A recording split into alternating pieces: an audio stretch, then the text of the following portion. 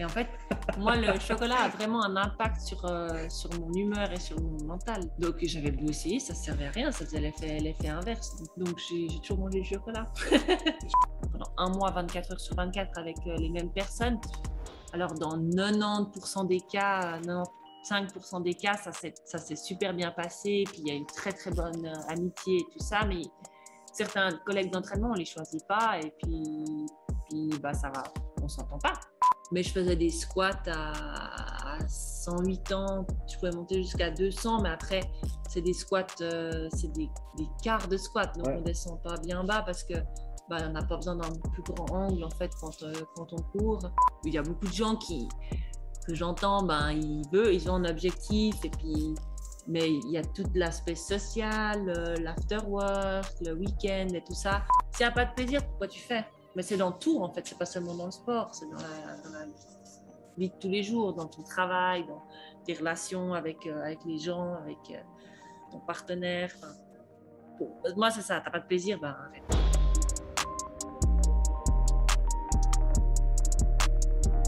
Bienvenue dans ce nouvel épisode. Avant de commencer, je voudrais dire un grand merci à Moxy Monitor, notre sponsor pour le podcast.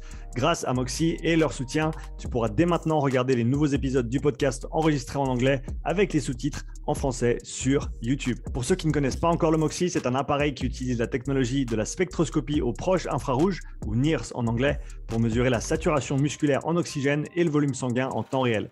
C'est un capteur non invasif qui se place sur la peau et qui peut être porté pendant tout type d'entraînement ou activité sportive. Les grimpeurs le portent sur leurs avant-bras, les joueurs de hockey sur la glace, les nageurs peuvent le porter dans l'eau. Je l'ai utilisé pour tester des joueurs de rugby, des athlètes de crossfit, des athlètes de sport d'endurance et bien plus. Le Moxy permet d'individualiser les périodes de travail et de repos, d'optimiser la charge de travail, les répétitions et les séries, d'identifier les seuils d'entraînement en temps réel et même de corriger les mouvements en fonction de ce que les données indiquent. Tu peux également utiliser le Moxy pour déterminer le facteur énergétique limitant d'un athlète ainsi que ses zones d'entraînement individuelles.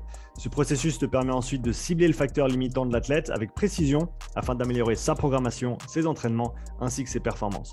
Tu peux afficher et collecter les données sur une montre Garmin et peux également coupler le Moxy avec d'autres outils de testing physiologique tels que les systèmes VO2 Master, Pnoe et Cosmed VO2. Le Moxy est un outil que j'utilise chaque semaine avec beaucoup de succès depuis plus d'un an et je le recommande vivement à tout coach, chercheur ou préparateur physique qui souhaite mieux comprendre et utiliser des données physiologiques dans le cadre de la santé, du fitness ou de la performance. Utilise le bon de réduction UPSIDE, UPSIDE, pour un rabais de 5% sur moxymonitor.com/shop. Et maintenant, le podcast. Ok, bienvenue tout le monde dans ce nouvel épisode du podcast. Aujourd'hui, j'ai la chance d'être dans le café Tête de Course. Pour ceux qui nous écoutent sur Spotify ou Apple Podcast, allez regarder la vidéo sur YouTube. Donc, on est à Tête de Course, un café ici à Nyon, ville dans laquelle j'ai grandi. Léa, tu as grandi aussi dans les parages, pas trop loin de Nyon. C'est ça? Ouais, c'est ça. J'habite un petit village au-dessus de Nyon qui s'appelle Gingin. Ouais. Mais c'est vrai que je suis très proche de la ville de Nyon. J'ai couru sous les couleurs de Nyon, et puis c'est la plus grande ville qu'on a proche de Gingin. Donc, je me considère comme une lyonnaise. Super. Bah écoute, merci d'avoir accepté mon invitation. C'est vraiment un plaisir de pouvoir parler avec toi aujourd'hui. Pour les 3 auditeurs qui ne te connaissent peut-être pas encore, peut-être les gens sur côté France qui ne te connaissent pas, est-ce que tu peux nous dire un petit peu, parler un petit peu de toi, qui tu es et qu'est-ce que tu as fait? Oui, alors je m'appelle Léa Sprunger, j'ai 31 ans, je suis jeune retraitée du monde de l'athlétisme. J'ai été athlète professionnelle pendant de très nombreuses années, et puis j'ai participé à 3 Jeux olympiques, je suis double championne d'Europe, double finaliste mondiale, j'ai différents records suisses dans mon sport. Ma discipline principale, ma discipline avec laquelle j'ai eu le plus de succès, c'était le 400 mètres. J'ai fait championne d'Europe en 2018 à Berlin. Mais en fait, toute ma carrière, j'ai commencé à 10 ans, j'ai d'abord fait de l'heptathlon, qui était un peu le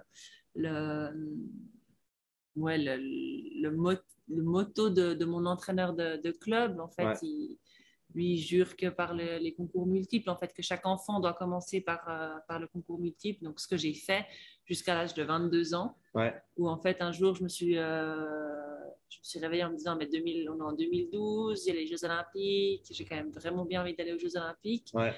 Puis au mois de mars, je me suis rendu compte qu'à l'heptathlon, ça allait être compliqué. Ok.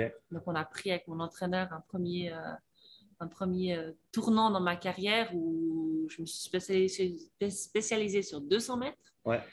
où j'ai réussi à me qualifier pour les Jeux Olympiques. Et puis, à l'âge de 25 ans seulement, j'ai fait du 400 mètres, ce qui est très tard. Donc, j'ai une carrière qui est assez différente de la normale, ouais, atypique. Donc voilà, mais ça a porté ses fruits parce que j'ai eu le succès que j'ai eu. Et puis voilà, j'ai 31 ans, après 3 Jeux Olympiques, j'ai pris ma retraite sportive et voilà qui je suis.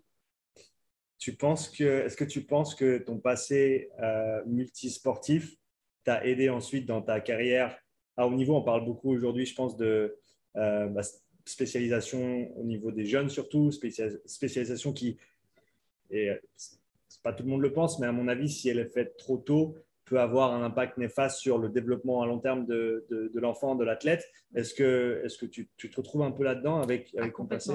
Ouais. Complètement. Moi, je reste persuadée que mon parcours, alors oui, je me suis spécialisée tard, mais se spécialiser trop tôt, c'est pas bon non plus, à mon avis.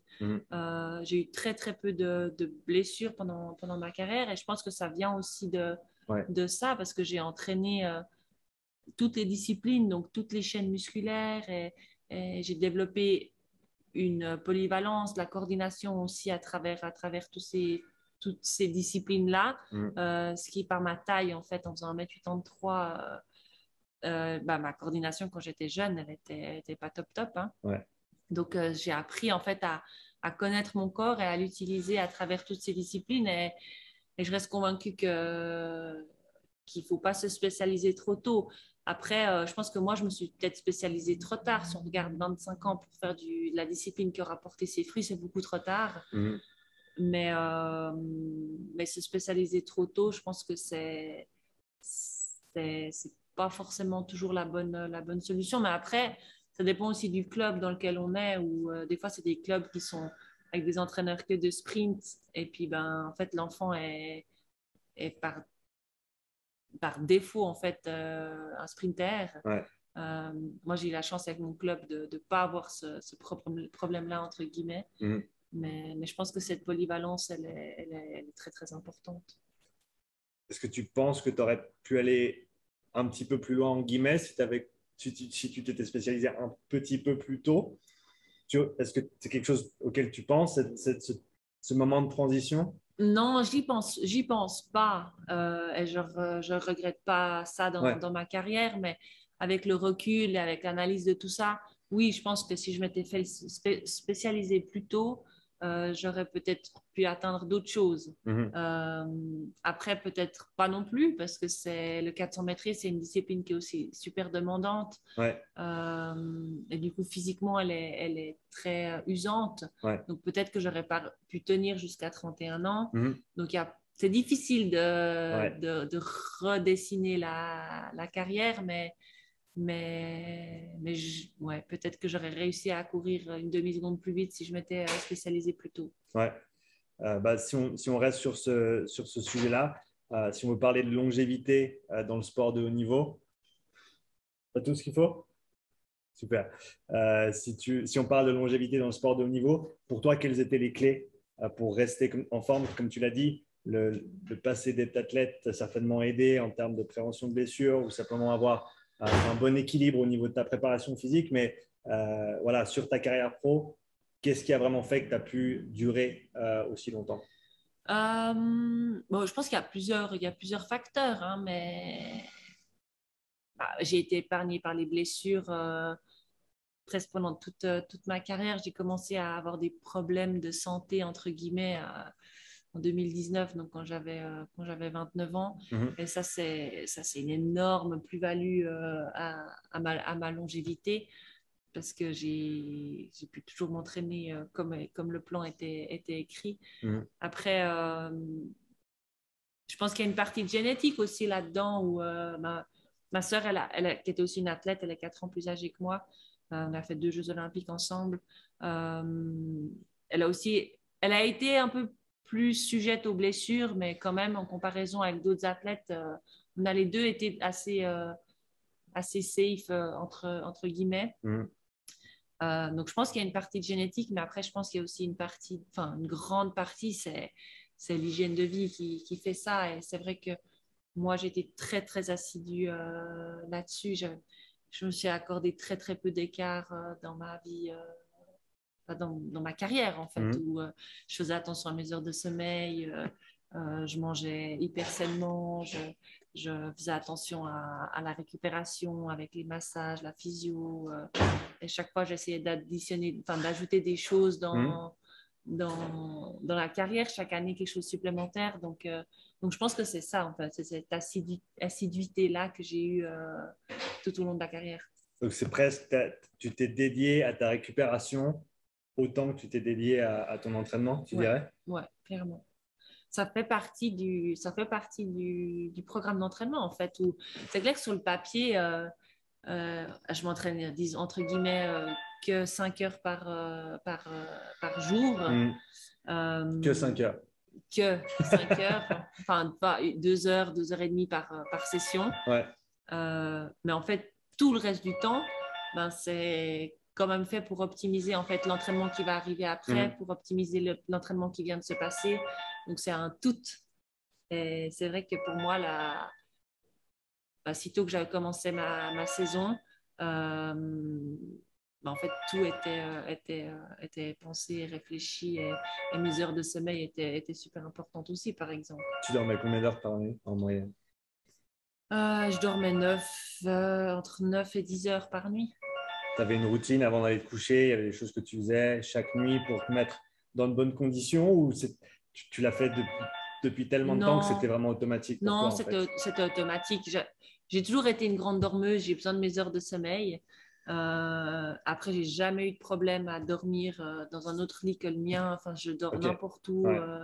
Donc, j'ai jamais eu de problème avec ça. Et ça, c'est clairement une chance parce que j'ai une collègue d'entraînement qui, quand elle n'est pas dans son lit, elle dort pas bien. Et moi, j'ai jamais eu de problème. Je me couche, je dors, je me réveille le matin et je suis en pleine forme. Ouais. Donc ça n'a jamais été, un problème. Après, je n'ai jamais fait aussi tout un plat par les vaudois ou je sais pas. Donc ouais, j'ai eu de la chance avec le sommeil, ça c'est clair. Ok. Et tu as parlé aussi des autres aspects, par exemple la nutrition. Est-ce que tu avais quelqu'un qui t'accompagnait de ce côté-là ou est-ce que assez tôt tu t'es éduqué dessus et tu savais ce qui fonctionnait pour toi? Comment tu as fonctionné? On a eu une éducation de mes parents assez basée sur une bonne nutrition. Hein. On a toujours eu un jardin avec plein de légumes frais, donc on a toujours mangé très très sainement. Ouais. Donc ça aide. Donc en fait, c'était déjà en moi, c'était pas un effort supplémentaire que je devais faire.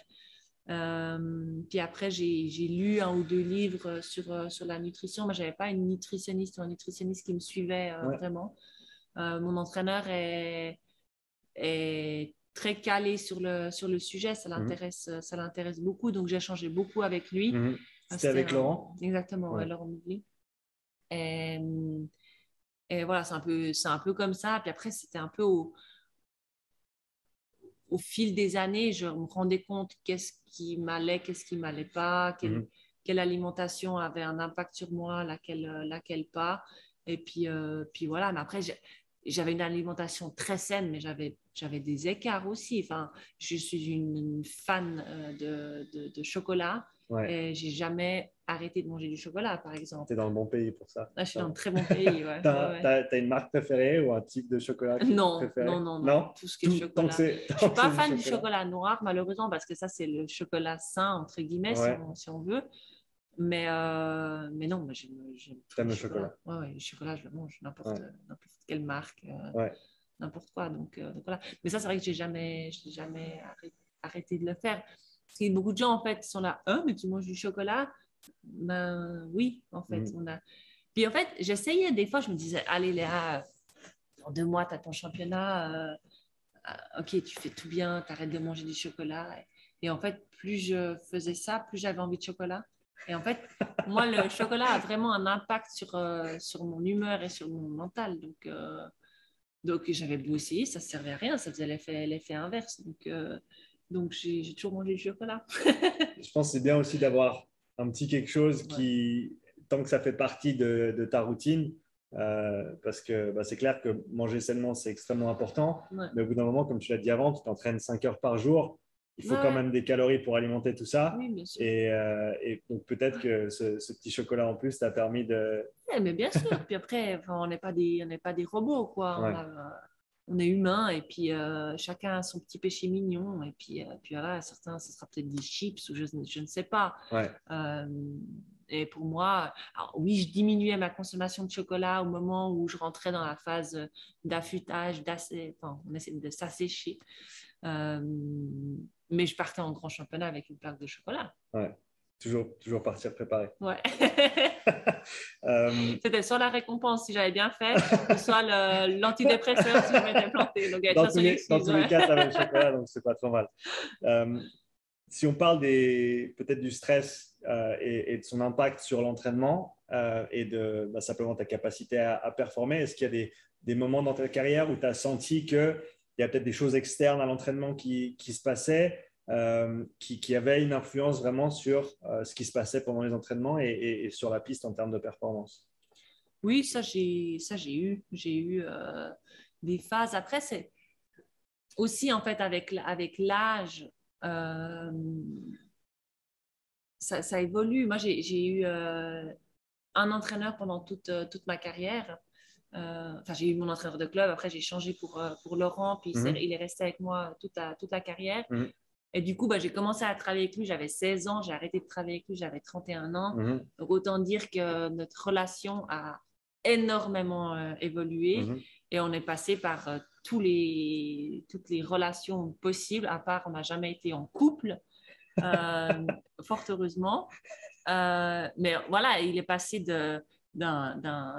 presque d'un père, parce que je le voyais plus que mon papa sur certains moments de mon année, à un frère, parce qu'on était devenus super proches, taquins, à vraiment mon coach, hyper professionnel. Donc c'était toujours des épisodes, des relations différentes en fait. Et puis, il y a des fois où on se prenait vraiment, vraiment la tête et puis on se parlait plus pendant 3 jours, mais je devais quand même m'entraîner avec lui. Donc ça, c'est vraiment des choses que j'ai appris en fait à vivre avec, à devoir faire la part des choses entre sur la piste, tu as ces 2 heures d'entraînement et puis voilà, puis après tu peux de nouveau détester, je n'ai jamais détesté, mais être vraiment fâché contre une personne. Et puis voilà, puis après, il y a aussi on est 24/24 avec nos collègues d'entraînement quand on part en camp d'entraînement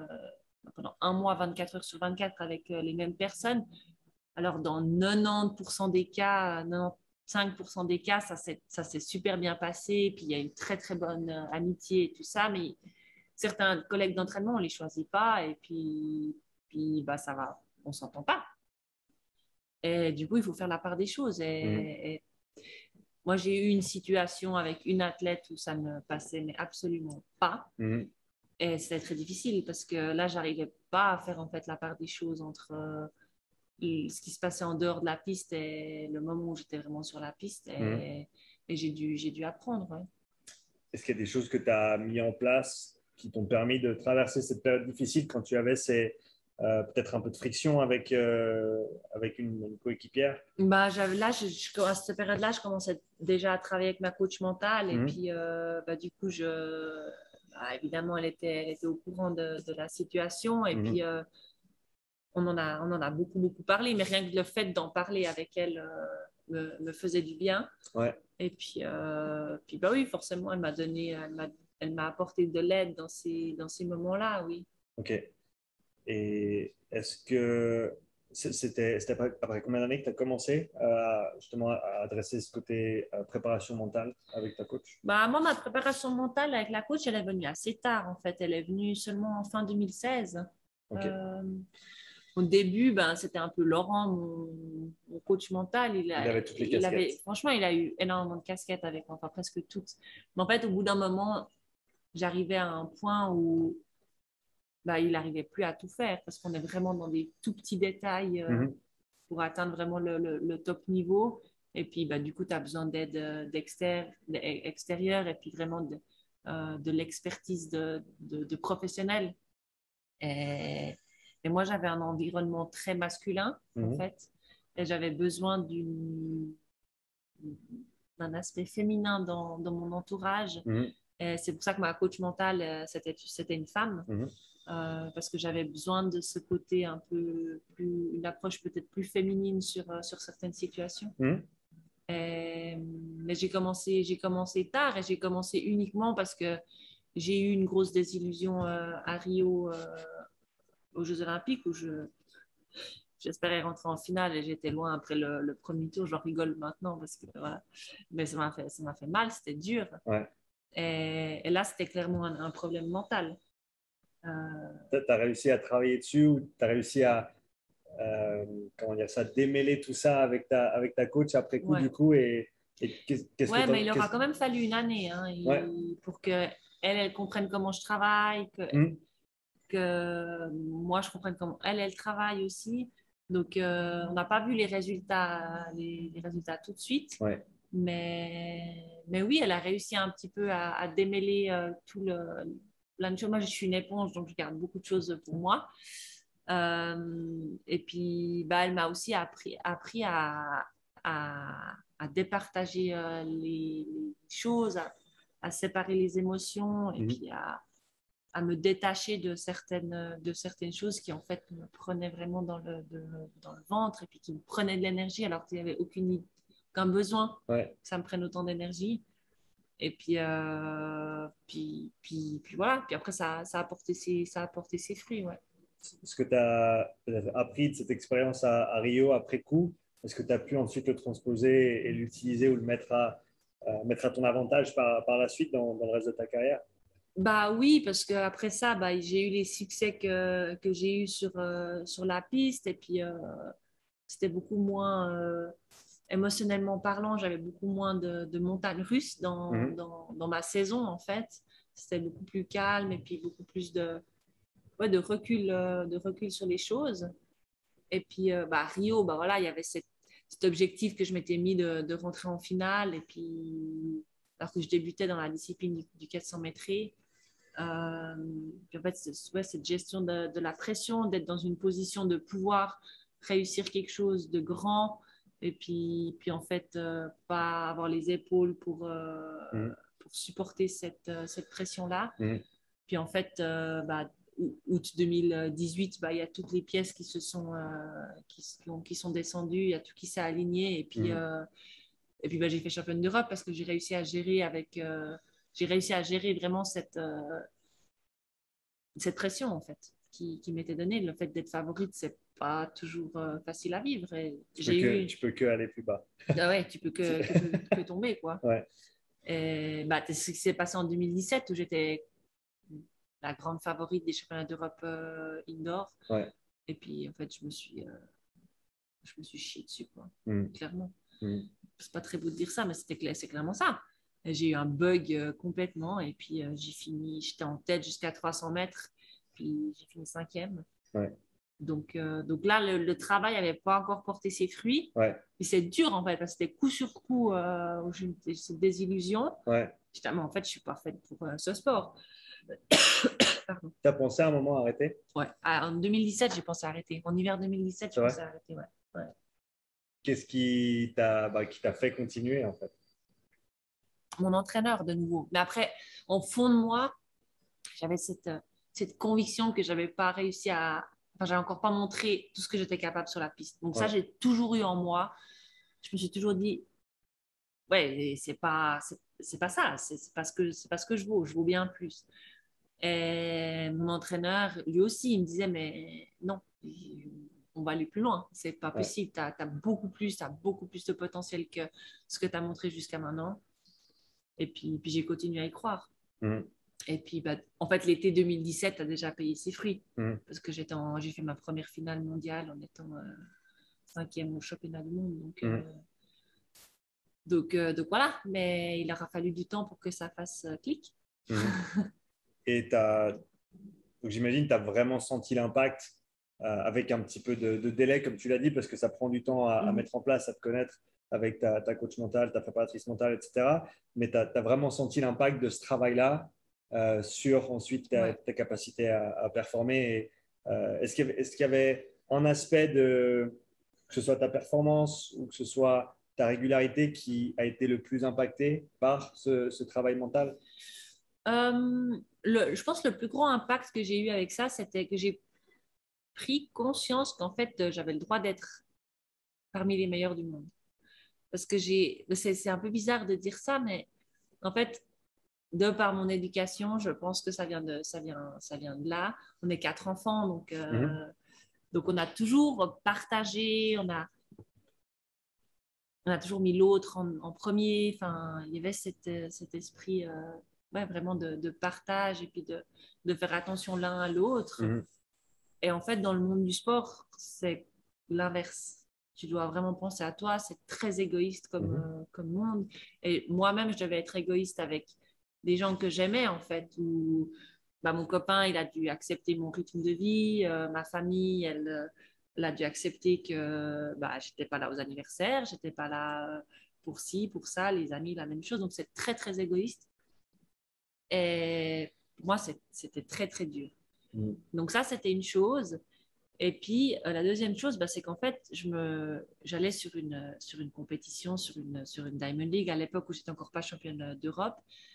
Puis je me disais, je voyais les concurrentes, puis je voyais leur palmarès, puis je disais, mais en fait, qu'est-ce que je fais là? J'ai pas du tout, je peux pas les battre, ces filles. Et puis, du coup, c'est pas du tout l'état d'esprit que tu dois avoir quand tu abordes une compétition. Et ça, ma coach mentale m'a appris à travailler dessus, en fait. Et puis, elle me disait, mais c'est pas parce que tu tiens pas la porte de ta concurrente quand tu rentres dans l'hôtel que ça te définit ta personne, en fait. Il y a vraiment le masque qu'il faut porter quand on rentre dans ce monde de compétition et que tu renlèves quand tu sors de cette piste d'athlétisme. Est-ce que tu l'avais déjà vu avec d'autres compétitrices peut-être, où par exemple elles avaient une certaine attitude, soit dans les coulisses, soit les jours avant, qui changeait complètement le jour de la course? Oui, beaucoup, ouais. Beaucoup. Alors pour certains, c'est inné en fait. C'est pas du tout un problème. Ils font comme ça, puis je mets une autre casquette. Et puis il y en a, ils n'enlèvent jamais la casquette. Hein. Ça y est aussi. C'est vraiment un gros. Voilà. Ouais. L'égoïsme, égoïste, c'est peut-être un mot dur, mais vraiment, c'est moi d'abord, les autres après. À un moment donné, tu es obligé. Parce que pour mettre toutes les choses en place qui vont te permettre d'ensuite réussir, si tu penses toujours à l'autre d'abord, tu ne vas jamais pouvoir faire les. C'est mort. Ouais. Et du coup, tu as trouvé ton rythme en termes de changer de casquette au moment de la course. C'est vraiment ça le déclic qui t'a permis en fait, ce sur quoi on a travaillé, en fait, surtout, c'était que je prenne conscience que j'avais le droit d'être là, en fait, que j'avais mes cartes à jouer et puis que j'étais pas plus nulle que. Tu n'avais pas volé la place à quelqu'un d'autre. Que j'avais pas. Exactement, c'était ça. C'est que j'ai pas volé la place de quelqu'un d'autre. Et puis, comment on a fait ça? On a fait plusieurs techniques, mais une qui m'a beaucoup parlé, qui m'a beaucoup aidé, c'est que, en fait, je notais sur des cartes, mais je le faisais vraiment. Hein. Au début, j'avais une petite carte. C'était les cartes d'allemand comme on avait au gymnase, à l'école. D'un côté français, de l'autre côté allemand. Donc, j'avais les mêmes cartes, sauf que je notais en fait mes forces. Je notais qu'est-ce que j'avais, comment je pouvais gagner la course. C'était jamais ma technique de course parce que ma technique de parce que pour ça j'étais une des plus nulles au monde. Mais ma force, c'était ma vitesse, c'était mon explosivité, c'était plein d'autres choses. Et puis en fait, je notais. Et puis le fait de le voir, et puis je les mettais dans mon sac. Puis en fait, au moment où je rentrais sur la piste, j'imaginais le fait que j'abaissais mes atouts. Et puis que c'est comme ça que j'allais gagner la course. Et puis du coup, ça me rassurait parce que mais en fait, j'ai aussi des atouts qui m'autorisent d'être ici. Ouais. Tu as parlé un petit peu de visualisation. Est-ce que c'est C'est un outil que tu as utilisé aussi dans d'autres contextes, dans ta préparation au niveau mental? Ouais, alors j'ai jamais fait avec quelqu'un en particulier. Avec ma coach mentale, on faisait un petit peu. Voilà. Mais je le faisais moi-même, en fait. Avant les courses, des fois, c'était même sans vraiment le vouloir. Des fois, je préférais ne pas le faire, mais en fait, je fermais les yeux et je faisais ma course 150 fois. Quand tu parles de faire ta course, est-ce que tu peux décrire le niveau de détail dans lequel tu allais en termes de visualisation de ta course? Ou est-ce que, laisse-moi essayer de recadrer ma question, est-ce que tu avais un niveau de précision aiguë dans ta visualisation dès la première fois, ou est-ce que Non, c'est le non, fait non, de non. répéter qui, au fur et à mesure, développait peut-être ces Ouais. détails que tu voyais, que tu sentais, etc. Bah, ça dépend toujours de la course, de l'événement, hein. Il y a des fois, il y a même des courses des fois où je visualisais pas du tout parce que il n'y avait pas une grosse importance sur la course. Mais Ouais. si on prend un grand championnat, euh, 2 semaines avant, je commençais déjà à faire mes visualisations. Puis euh, Tu commençais avec quoi? C'était la première. Comment est-ce que je tu t'y visualisais mettais? vraiment la course. En fait, généralement, quand je fermais les yeux, quand je faisais une sieste ou que j'allais au lit, ben c'est là où ça commençait parce qu'en fait, le focus, il est déjà sur l'objectif. Donc, forcément, puis aussi, ben, on s'entraîne tous les jours pour cet objectif-là. Donc, en fait, c'est omniprésent dans la tête. Et du coup, ben, je fermais les yeux puis je me voyais courir. Mhm. Mais j'avais rarement tout le préparatif d'avance. C'était vraiment, genre, j'étais déjà dans mon starting block, Ok. ou bien je préparais mon starting block, puis après, je partais faire la course. Donc, c'est là où tu faisais le switch, en fait, dans ta tête, une fois Ouais, que tu arrivais sur la piste. exact. Ouais, Avant ça, tu étais encore dans ta tête, etc. ouais. Et dès le moment où tu arrivais sur ton bloc, c'est là où. Là où je commençais vraiment ma visualisation. Ouais, D'accord. ouais, ouais. Et puis, des fois, ben, je bloquais sur la deuxième haie, Ouais, puis c'était une horreur. Mais j'essayais toujours, en fait, dès que je commençais à faire ma visualisation, j'essayais toujours de finir la course. d'accord. Donc, des fois, c'était une bataille sans fin parce que j'arrivais pas à bout de ma course, quoi. Ouais. Et puis, des fois, j'avais des concurrentes, des fois, j'étais seule. Ça dépendait. Mais plus j'approchais de la course, plus ma visualisation, c'était la victoire, en fait. Mhm. Mais je faisais plein de scénarios différents aussi. Ouais, Mais enfin, je visualisais mon rythme parce que moi, mon rythme de course est assez spécifique à moi. Il y a très peu enfin, il n'est pas très commun, mon rythme de course, et très peu de femmes qui le font. Euh, donc c'est clair que mon rythme de course, je l'ai beaucoup, beaucoup visualisé. Euh, mais ouais, après, il y avait toujours des scénarios où je merdais mon rythme de course ou bien j'arrivais, j'arrivais pas à gagner. Mais en fait, je m'interdisais de finir sur une mauvaise note. ouais. Donc, donc voilà. Tu as parlé de ton rythme de course. Ouais. Est-ce que tu peux nous décrire en détail en quoi il consistait et comment il différait peut-être de tes concurrentes? Ben, le rythme de course, il est hyper important dans ma discipline parce que ça va rythmer toute la course. Et puis en fait, une petite faute dans le rythme peut avoir des conséquences sur toute la course et sur le temps final. Du Enfin, fait que tu as des barrières à passer et que exactement, si ouais. tu ne mets pas le pied au bon endroit sur la piste au bon moment, Exactement. Ouais. bah, tu n'es pas dans une bonne position pour passer Exactement. la Ouais. haie suivante. Ouais, ouais, ouais, ouais. Donc moi, j'avais mes caractéristiques, c'est que j'ai des très longues jambes. J'ai passablement de force et je suis passablement rapide. Mhm. Donc, je suis plutôt forte dans la première partie de course, donc jusqu'à 200 mètres, puis après, c'est plus vraiment mon point fort.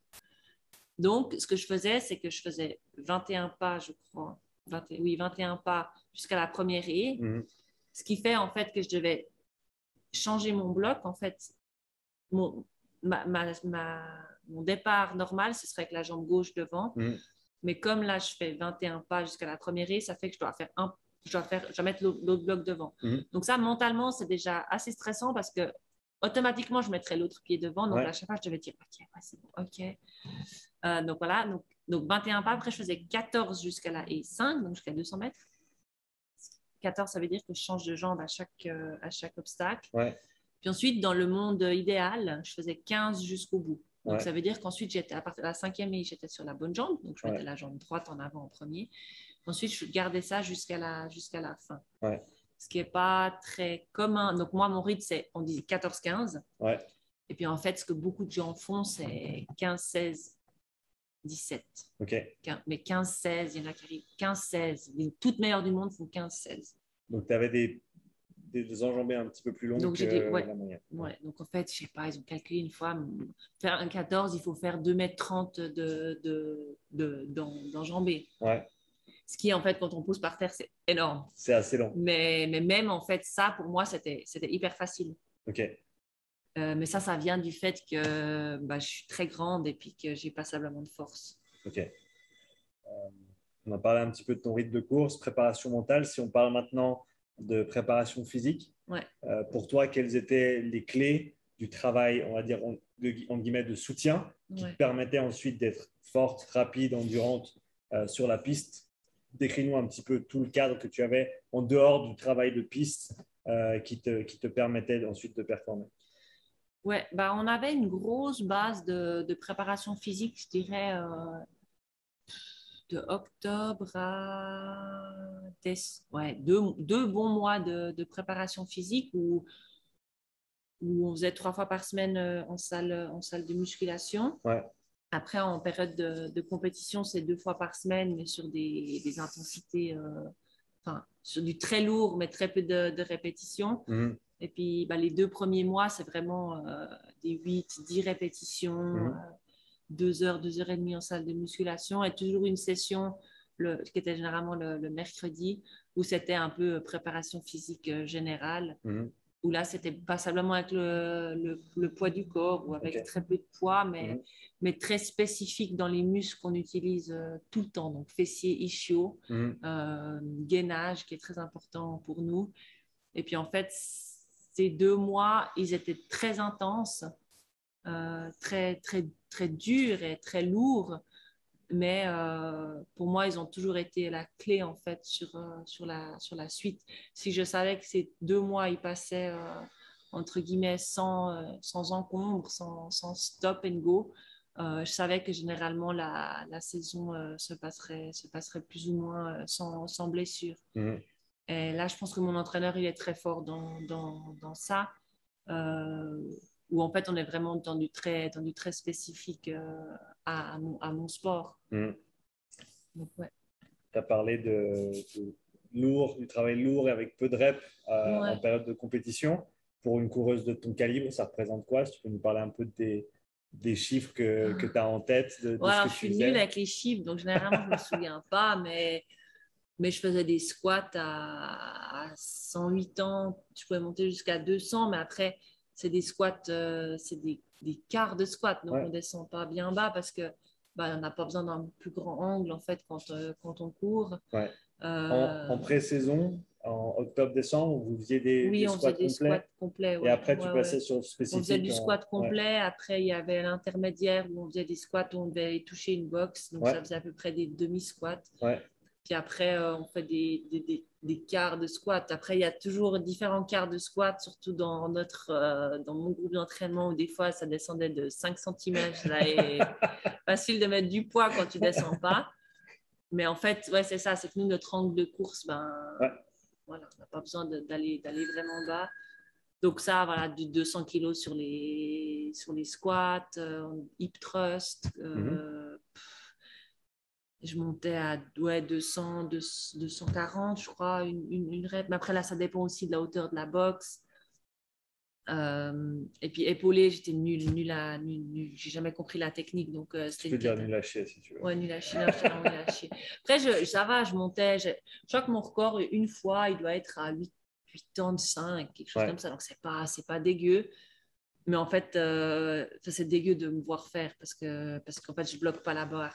Parce que j'ai appris faux. Et puis en fait, j'ai jamais su changer. Et en fait, j'aime pas la muscu. Donc, par exemple, en squat, je pense que j'aurais pu mettre beaucoup plus. Enfin, beaucoup plus. Je pense que j'aurais pu monter à 240. Mais en fait, je voyais pas l'utilité. Pour moi, de mettre autant de poids, j'avais pas l'impression d'avoir besoin d'énormément plus de force que ce que j'avais déjà pour être performante sur la piste. Tu étais déjà forte Ouais. par rapport Ouais. à peut-être Ouais. la moyenne, tu dirais, par rapport à tes Oui, concurrents? oui. Puis après, le 400 mètres, c'est une discipline. Alors, ça reste du sprint, mais il y a quand même à avoir cette balance entre. On a quand même l'acide lactique qui rentre en ligne de compte, puis plus il y a de muscles, plus il y a d'acide lactique, si j'ai compris juste certaines choses. Donc voilà, c'était toujours trouver cette balance, puis j'avais l'impression que j'étais bien assez forte. Ouais, Enfin, j'arrivais à produire bien assez d'énergie ouais, avec les kilos que j'arrivais à soulever. ouais. Et après, le dos, pour moi, il était toujours un peu critique. Mhm, Donc il y avait toujours cette balance à trouver là, quoi. mhm. En plus de tout ce qui est renforcement, musculation, Ouais. travail de force, et tu as parlé de puissance un peu avec l'épaulé, etc. Est-ce qu'il y avait d'autres disciplines ou euh, d'autres méthodes d'entraînement qui étaient très complémentaires pour toi par rapport à ta course à pied qui étaient très importantes? Non, alors vraiment, enfin, à part les trucs classiques, yoga, pilates, que j'ai fait un petit peu comme ça, Tu le faisais régulièrement? non. Moyen. Début de saison, à chaque fois, je suis là, allez, c'est bien, on va faire du pilates. Et puis après, j'ai abandonné. Mhm. Ouais, je le faisais beaucoup en période de prépa. Puis après c'est ça, c'est que dès qu'on arrive vraiment dans la compétition, ben, moi, j'étais quelqu'un qui aimait pas en fait dévier de ce qui m'était donné. Mhm. J'avais mon plan d'entraînement, je savais que ça fonctionnait, donc je n'allais pas ajouter des choses additionnelles. Euh, mais en période de prépa, ouais, les 3 premiers mois de la saison, oui, j'ai pris des cours de pilates, on faisait du yoga 1, 2 fois par semaine après l'entraînement. Tu sentais que ça t'apportait quelque chose ou pas nécessairement? Oui, le pilates, j'ai beaucoup aimé. D'ailleurs, c'était une période où j'avais des gros problèmes de dos. Ok. Et du coup, ça m'a pas mal aidé à comprendre en fait quel muscle je devais activer quand. Mhm. Et puis le yoga, c'était plus un bien-être général que vraiment, je n'avais pas vraiment l'effet sur la piste. Ok.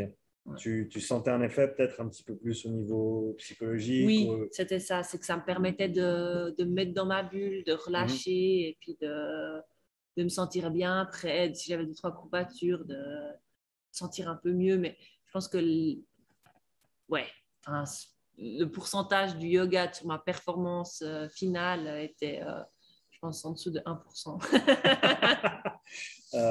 Si on parle de pourcentage, si tu avais un conseil à donner à peut-être des coureurs, des coureuses qui veulent performer en athlétisme, de ton expérience, de tout ce que tu as pu voir jusqu'à maintenant, qu'est-ce qui est négligé le plus de manière générale peut-être pas par les pros, mais par des athlètes amateurs qui souhaitent quand même avoir des performances respectables? Qu'est-ce qui en général est pas adressé de manière assez sérieuse? Bah, je pense que le gros challenge, c'est en fait, quand on est un sportif amateur, c'est quel investissement tu veux vraiment mettre dans le sport pour atteindre, enfin, qu'est-ce que tu veux atteindre, quel est le niveau que tu veux atteindre tout en restant amateur. Mhm.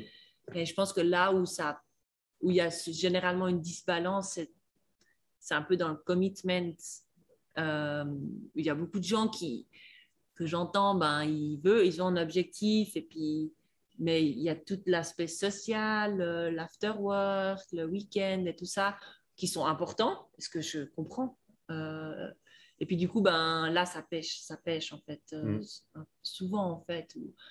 Donc, c'est plus en dehors de l'entraînement en fait que Ouais, l'entraînement je lui-même. pense, ouais. Si en fait, s'il y a un gap à passer sur les performances que la personne lambda fait, disons, je sais pas, un coureur, un gars qui veut faire un marathon en X heures, puis d'un coup, il veut gagner, disons, 20 minutes, ben, l'investissement qu'il va mettre dans l'entraînement, peut-être, sera conséquent, mais en fait, il pourrait peut-être être un petit peu moins si, en fait, à côté, la vie annexe, la vie sociale était un peu plus optimisée Mhm. sur la récupération, mais généralement, c'est les bouffes et puis l'alcool. Hein. Ouais. Mais moi, je juge pas hein, du tout parce que ben, moi, c'était mon métier. Et puis, je savais pourquoi, enfin, c'était pour aller au jeu que je le faisais. Et puis, Ouais. euh, maintenant que je suis de l'autre côté de la barrière, si on peut dire ça comme ça, bah aussi, j'ai pas envie de. Enfin, si j'ai un souper le vendredi soir, bah, je vais faire mon souper le vendredi soir. Ouais. Ouais. Bah, Ouais, t'as plus les mêmes objectifs, exactement. t'as plus les mêmes, t'as plus besoin d'avoir la même discipline Ouais, par rapport ouais, à avant, ouais, ouais. parce que comme tu l'as dit, avant ça aurait eu un gros impact Ouais, négatif ouais, sur ce que ouais, tu pouvais faire. ouais, Maintenant, c'est un petit peu ouais, différent. complètement. Ouais. Je t'ai déjà entendu parler de l'importance d'avoir envie, d'avoir l'envie de performer, l'envie Ouais. de s'entraîner. Est-ce qu'à certains moments dans ta carrière, tu as des moments où tu avais vraiment plus de plaisir, qui étaient peut-être très difficiles pour toi à traverser? Non, je pense que j'ai jamais eu plus de plaisir. Et c'est ce que je dis tout le temps. Beaucoup de gens me demandent qu'est-ce que tu dois dire à la jeunesse. Et je pense que c'est ça, c'est le plaisir avant tout. Enfin, s'il n'y a pas de plaisir, pourquoi tu fais? Mais c'est dans tout, en fait. C'est pas seulement dans le sport, c'est dans la vie de tous les jours, dans ton travail, dans tes relations avec les gens, avec ton partenaire. Enfin, bon, moi, c'est ça. T'as pas de plaisir, ben arrête. Donc moi, j'ai jamais eu ça. Mais après, j'ai eu des moments où ça me pétait le cul. J'avais pas envie. Et puis enfin, chaque saison se suit et se ressemble hein, au final. Ouais, Enfin, des années, je suis allée au même endroit au camp d'entraînement. Mais j'adore ça, donc ça n'a jamais été vraiment le problème des camps d'entraînement, mais c'est assez répétitif. Et puis voilà, donc forcément, puis c'est aussi en fonction de où tu en es dans ta vie privée mhm. que ça aura vraiment un impact quand tu es fin de gymnase, début de l'uni. Bah, d'ailleurs, c'est là où on perd beaucoup d'athlètes Ouais, parce que bah, tu dois savoir un peu ce que tu veux. Puis, ouais, bah, tu as quand même l'attirance pour aller avec les potes et puis tout ça. ouais. Donc oui, il y a eu ces moments-là, mais ils n'ont jamais été assez forts pour que j'arrête. C'est chouette que tu aies pu garder cette Ouais. envie tout le long parce que, comme tu l'as dit, je pense que c'est extrêmement important Mhm. de prendre du plaisir dans ce que tu fais tous les jours Ouais. parce que sinon, ben, c'est pourquoi tu le fais en fait. Bah, c'est ça. Ouais. Enfin, moi, je vois pas l'utilité de faire quelque chose qu'on n'aime pas. Mhm. Mais après, ça, c'est mon point de vue. Après, chacun fait ce qu'il veut. Hein, mais c'est vrai que pour moi, le plaisir, il avait toujours une priorité.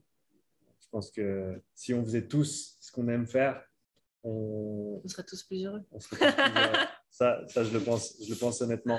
Ouais. Si on parle maintenant un petit peu du sport professionnel, du sport au niveau élite, toi qui as passé plus d'une décennie dans ce monde-là, Mhm. comment est-ce que tu as vu ce monde évoluer au fur et à mesure des années et qu'est-ce qui reste encore à faire comme travail pour améliorer cet environnement, ce cadre pour les sportifs de haut niveau, les sportifs professionnels? Bon, moi, je parle de l'athlétisme parce que Mhm. c'est ce que je connais, mais je pense que mon sport, il a énormément évolué au moment où moi, j'étais athlète. Mhm. Euh, Petite histoire, en 2014, on a eu les championnats d'Europe à Zurich. Et ça, je pense que ça a vraiment été un énorme tremplin pour l'athlétisme suisse. Donc, moi, Mhm. je suis la génération Zurich 2014. Mhm. Et en fait, bah, on a vu en fait à ces championnats d'Europe qu'on était capable de gagner aussi les Suisses parce qu'on a eu une médaille d'or. Mhm. Et ça nous a montré le chemin. Et je pense que on s'est beaucoup professionnalisé, nous, notre génération d'athlètes. On a été beaucoup plus conséquents, on a osé prendre des décisions au moment critique de notre carrière. On a osé, moi, j'ai osé partir à l'étranger. Ouais, il y a eu plus de. Mais aussi parce qu'on avait plus d'options, je pense. Il y avait plus Mhm. de choses qui nous étaient offertes, mais on a osé. Et moi, c'est drôle parce que maintenant que j'ai pris ma retraite, beaucoup de gens me font des compliments sur ce que j'ai accompli, etc. Et beaucoup de gens me disent, ben, toi, tu as été.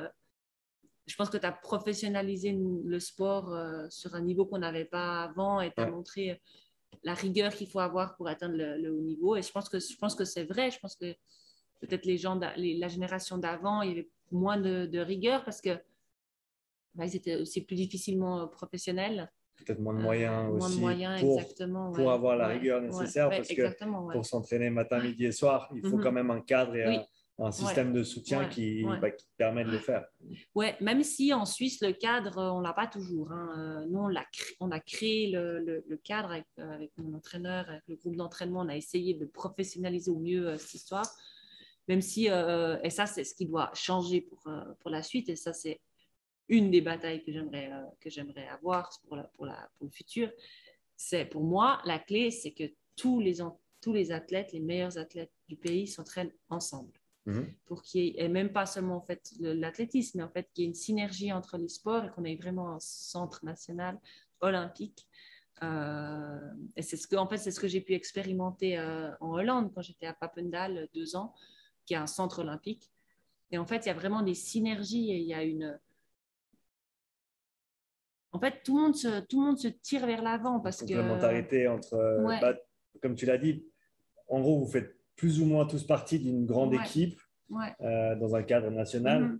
Et ce qui te permet, comme tu l'as dit, d'être entouré de gens qui pensent dans la Complètement, même ouais. Ouais, direction ouais, et ouais. ce qui fait Ouais, que tout le ouais, monde c'est veut ça. avancer et tend vers ça. Et tu n'as pas nécessairement les.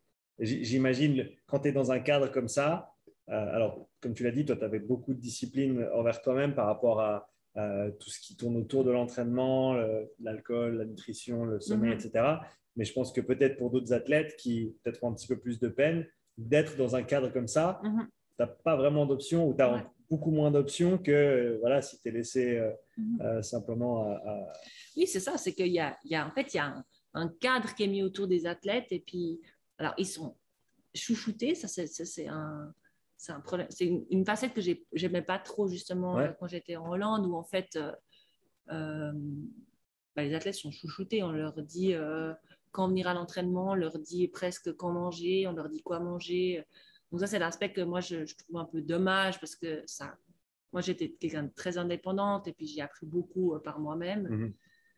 Mais je pense que la clé, c'est ça, c'est d'avoir vraiment ce centre où déjà toutes les forces sont réunies au même endroit et Mhm. puis il n'y a pas tout qui est fait 3 fois. Ouais. Enfin, on est un tout petit pays, quoi. Enfin, il y a moyen de. Et en fait, ça m'énerve quand j'entends, ouais, mais moi, j'habite à Nyon et puis je dois aller m'entraîner, je dois aller vivre à Berne. C'est quand même 1 heure et demie de train. Oui, mais bon, enfin, 1 heure et demie de train, sois chanceux, quoi. Dans certains pays, c'est 5 heures de train. Et puis, as toujours, en Suisse, en plus, où que tu sois, tu as toujours l'opportunité de rentrer le week-end. Mhm. Donc, pour moi, ça, c'est pas une excuse valable. Ouais. Donc voilà, mais je pense qu'effectivement, pour revenir un peu à la question de base, euh, je pense que ma génération, je pense aussi par exemple à Mujinga comme Munji, on a pété certaines portes pour la nouvelle génération en Ouais. fait, où la nouvelle génération elle monte en puissance et puis elle va faire des étincelles à mon avis. Mais c'est, je pense, un petit peu aussi grâce à nous, parce qu'en fait, ils ont eu plein d'obstacles qu'ils n'ont pas eu à franchir. Ouais. Ils ont eu le tapis qui était déroulé et puis ils ont pu tracer. Ouais. Euh, C'était quoi les plus grands obstacles que vous avez franchis, ta génération, en termes de professionnalisation du sport dans le cadre dans lequel tu te trouvais? c'est triste à dire, mais je pense que c'est surtout financier, Mhm. où en fait, on a médiatisé notre sport, on a montré qu'on existait et Mhm. puis les soutiens financiers, que ce soit de la fédération, mais aussi les sponsors en fait privés qu'on a, Mhm. qui commencent à arriver dans le monde de l'athlétisme, qui s'intéressent au monde de l'athlétisme. Ça, c'est dû surtout à ça, parce que voilà, on a ouvert des portes et puis ça a permis d'accueillir d'autres choses en fait. Mhm. Quelles ont été tes plus grandes réussites dans ta carrière?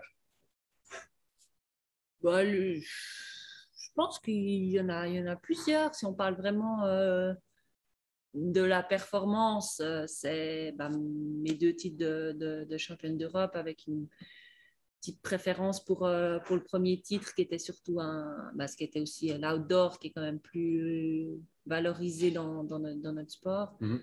Euh, mes 2 finales mondiales, c'était quand même quelque chose de beau. Puis mes différents records suisses, surtout celui du 400 mètres qui est ma discipline. Et puis que j'ai vraiment dû aller chercher pendant plusieurs années. J'ai couru après. Donc ça, c'est mes plus gros succès. Après, je suis assez fière aussi d'autres choses qui ne sont pas forcément vraiment une médaille ou un temps, mais plutôt justement ce que j'ai dit avant, d'avoir débloqué certaines choses dans mon sport, d'avoir su... là, ça peut paraître peut-être un peu hautain, puis j'aime pas faire ça, mais apparemment, j'ai inspiré plusieurs jeunes, en fait, la nouvelle génération, ouais, quand je vais à l'UBS Kids Cup signer des autographes pour les enfants, puis que j'entends une des mamans me dire « Ah, mais il y a des posters de toi partout dans la chambre de ma fille », ça peut être flippant. Mais c'est quand même assez chouette, quoi. Ouais, ça veut dire qu'il y a des jeunes enfants qui veulent être comme moi, quoi. Et ça veut dire que j'ai quand même réussi certaines choses et c'est presque certaines fois plus beau que certaines médailles. Si on parle maintenant de l'après-carrière, on est aujourd'hui à peu près 2 mois après ta dernière course. Donc, tu as raccroché les crampons, comme on dit. Ça marche aussi dans l'athlétisme. Qu'est-ce que tu dois faire dans les années à venir? Tu as déjà, comme tu l'as déjà bien illustré aujourd'hui, beaucoup contribué au monde de l'athlétisme, à la professionnalisation du sport en général, en Suisse en tout cas. Qu'est-ce que tu dois faire dans les mois, les années à venir? Est-ce que tu vas rester dans le monde sportif? Est-ce que tu as d'autres ambitions autre part? Non, je vais rester dans le monde sportif, ça c'est sûr, parce que c'est ce que j'aime et puis c'est ce que je connais. Mais là, j'ai repris des études, donc je fais un master en une année en administration sportive, technologie. C'est pas très bien défini en fait. Après, en fait, c'est pour travailler dans les fédérations internationales, au comité olympique. D'ailleurs, le master a été mis sur pied par le CIO à Lausanne. D'accord. Donc, je le fais parce que c'est plus... Je n'ai pas forcément envie de travailler dans une fédération internationale, mais j'ai envie d'apporter un côté académique à tout ce que j'ai appris sur le terrain. Je pense que j'aurais pu travailler sans passer par la case études, mais j'ai aussi envie d'apporter un peu de crédibilité à ce que je peux apporter. Enfin, pas me dire juste, c'est parce que voilà, parce que j'ai eu les preuves scientifiques et académiques derrière. Donc ça va me prendre une année à plein temps. Puis en plus de ça, je vais travailler à 30% pour Atletissima. Dans le but de travailler toujours plus pour Atletissima et puis développer le meeting. Et puis, en fait, à travers le meeting, il y a forcément un lien intense avec la Fédération suisse d'athlétisme. En fait, à travers le meeting, de pouvoir implémenter certaines idées et puis apporter certaines choses à la fédération, à surtout la jeunesse, tout ça. Mais c'est encore assez flou aussi le lien que je veux avoir avec la fédération. Je crois qu'ils sont assez intéressés à me garder, que je garde un pied en fait à la fédération. Ouais, donc on verra. Presque j'ai vraiment envie d'aller directement à la fédération. Je n'ai encore pas réussi à répondre à cette question-là parce que je me dis qu'il faut aussi peut-être que je prenne un peu de recul là-dessus. Donc voilà, là je suis focus sur mes études et puis on verra. Mais forcément que je vais rester dans le monde de l'athlétisme. Déjà par Atletissima, je pense que ce sera mon plus gros pourcentage dans les années à venir. Et puis après, pourquoi pas aussi développer quelque chose avec ma grande sœur qui était une athlète professionnelle aussi. Et puis on verra. Est-ce qu'il y a des choses que tu n'as pas pu faire pendant toutes ces années dues aux contraintes du sport du haut niveau que tu te réjouis maintenant de pouvoir explorer ou développer dans les années à venir? La vie d'étudiante, en fait. Parce que, alors oui, j'ai étudié jusqu'en 2013, mais j'avais toujours cette casquette de l'athlète, en fait. Et les after-work, les soirées d'étudiants, moi, je n'ai pas connu. Je ne dis pas que je vais aller faire mes soirées d'étudiants avec des gens de 18 ans, mais en fait, de pouvoir vivre avec des étudiants. Et puis, ma classe, on a une moyenne d'âge de 30 ans, je crois. Donc c'est d'autres soirées, mais Mais d'avoir en fait ce côté-là en fait de vendredi. Ben déjà, un truc qui est trop bien, c'est que le Friday feeling, ben, je commence à connaître ce que c'est. Et en fait, quand tu es athlète, tu l'as pas parce que la rigueur, elle est 7 jours sur 7. Et là, j'ai vraiment, je découvre le Friday feeling et puis ce poids en toi le dimanche soir quand tu dis, oh, la semaine recommence. bienvenue dans la vie du commun des mortels. Et c'est drôle parce que moi, je dis ça à ma petite sœur et puis elle est là. Bah ouais, bienvenue. Oui, je sais, mais bon, moi, je découvre ce genre de choses. Donc ouais, plein de choses. Puis là, je me réjouis que la neige arrive pour pouvoir découvrir les sports d'hiver que j'ai plus fait pendant des années. Donc, ski ou snowboard? Ski. Ouais, je suis une skieuse. Je me réjouis de découvrir le ski de fond. Je n'ai jamais fait, donc ça, je me réjouis de tester. Sympa. Puis ouais, l'après-ski, ce genre de trucs. Je parle beaucoup de bouffe et d'alcool, mais ouais, voilà quoi. Avoir une vie plus ou moins normale, on dirait. Ouais. Léa, déjà, je veux te remercier d'avoir pris le temps pour le podcast aujourd'hui. C'était vraiment chouette de pouvoir échanger avec toi. Si les gens souhaitent suivre ton après-carrière, où est-ce qu'ils peuvent te retrouver sur les différents réseaux sociaux? Là où je suis active, c'est sur Instagram. J'essaye de montrer aussi mon après-carrière, qu'est-ce qui se passe. Et puis, professionnellement parlant, j'ai découvert LinkedIn. Je suis sur LinkedIn maintenant. Je n'ai pas très bien compris comment ça fonctionnait.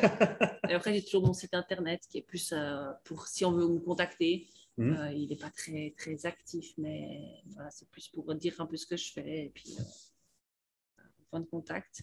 Mais pour la partie fun, il faut suivre Instagram. Super. Vous l'avez tous entendu, allez suivre Léa sur son Instagram. Le lien est dans la description. C'est simplement @Léa Sprunger. Tu as eu la chance, tu l'as chopé au bon moment. Je l'ai chopé au bon moment, j'ai même le petit vu bleu.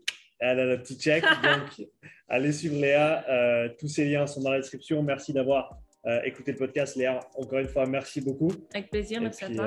À tout bientôt. À tout bientôt. Super. Trop bien. On est bon. J'ai la dalle. T'as faim? Ah mon Dieu. Me laisse pas trop longtemps. Yes. Trop bien. Super. 59 minutes, t'as vu? Merci d'avoir écouté cet épisode. Si tu souhaites soutenir le podcast, prends quelques instants pour laisser un témoignage écrit et 5 étoiles sur l'application Apple Podcast. Si tu veux revoir cet épisode, tu retrouveras l'enregistrement vidéo complet sur ma chaîne YouTube. Tu y trouveras également des centaines d'heures de contenu gratuit, tous mes podcasts, mes pensées du jour, mes présentations structurées et bien plus. Donc n'attends pas, abonne-toi et je te dis à tout bientôt pour le prochain épisode. Allez, ciao!